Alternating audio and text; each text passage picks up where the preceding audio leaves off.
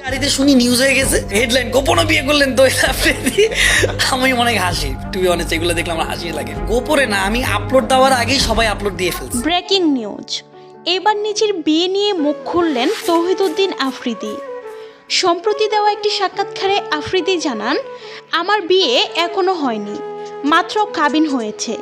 কিছুদিন পর বড় আয়োজনে সবাইকে নিয়ে বিয়ের পিঁড়িতে বসবেন তিনি। দেখতে গেছি, আর দেখে আসলে ওখানেই বিয়েটা, মানে কাবিন যেটা বলি আমরা, কাবিন হয়ে গেছে। তিনি আরও জানান, আমি লুকিয়ে বিয়ে করিনি, আমি জানানোর আগে সবাই জেনে গেছে।